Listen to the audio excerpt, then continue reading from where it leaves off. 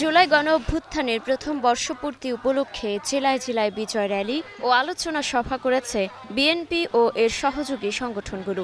Banner, festoon, placard হাতে নিয়েছিল নেতাকর্মীদের স্বতঃস্ফূর্ত অংশগ্রহণ। নানা স্লোগানে মুখর ছিলেন তারা। বুধবার বিকেলে রংপুর মহানগর বিএনপির আয়োজনে ছাত্র জনতার ঐতিহাসিক গণঅভ্যুত্থানের বর্ষপূর্তিতে বিজয় র্যালি হয়। এতে যোগ দেন বিএনপির স্থায়ী কমিটির সদস্য গয়েশ্বর চন্দ্র রায়।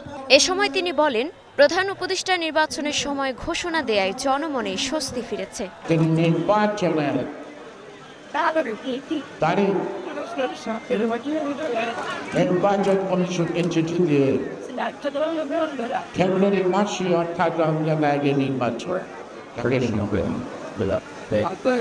জনমনের মধ্যে একটা স্বস্তি এসেছে। অনেক গুজবের অবসান হয়েছে, কিন্তু আপনাদের মনে রাখতে হবে, রাষ্ট্র যতদিন আছে ষড়যন্ত্র ততদিন ভাঙতে আসছে। রাজনীতি যেখানে আছে সেখানে ষড়যন্ত্র থাকবে, এর কথাটা মনে রাখতে হবে। নাটোরের উপশহর থেকে বর্ণাঢ্য শোভাযাত্রা বের করে বিএনপি ও এর অঙ্গ সংগঠনের নেতাকর্মীরা। প্রধান সড়ক ঘুরে মিছিলটি উপশহর মাঠে গিয়ে সংক্ষিপ্ত সমাবেশের মাধ্যমে শেষ হয়। সমাবেশে দলটির নেতারা বলেন, হাসিনা পতনের মধ্য দিয়ে দেশে শান্তি ফিরে এসেছে, তবে সরকারের ভিতর এখনও ফ্যাসিবাদী শক্তি লুকিয়ে আছে। তারাই দেশকে বারবার অস্থিতিশীল করার চেষ্টা করছে বলে অভিযোগ করেন।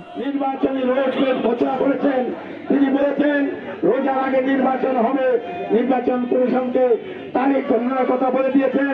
আমরা এটাকে স্বাগত জানাই। দক্ষিণ পশ্চিমের জেলা ঝিনাইদহের উজির আলী হাই স্কুল মাঠ থেকে বিজয় র্যালি বের করে জেলা বিএনপির নেতাকর্মীরা। পরে চুয়াডাঙ্গা বাসস্ট্যান্ড এলাকার স্বাধীন চত্বরে এসে সমাবেশে মিলিত হয়। অনুষ্ঠানে বিএনপির কেন্দ্রীয় নির্বাহী কমিটির সদস্য আমিরুজ্জামান খান শিমুল সহ স্থানীয় নেতাকর্মীরা বক্তব্য রাখেন।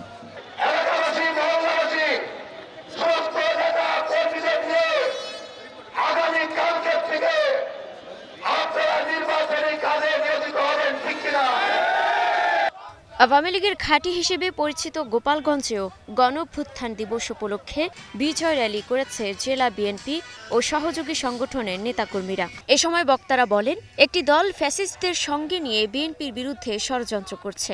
সব অপতৎপরতা রুখে দিতে নেতাকর্মীদের ঐক্যবদ্ধ থাকার আহ্বান জানান নেতারা।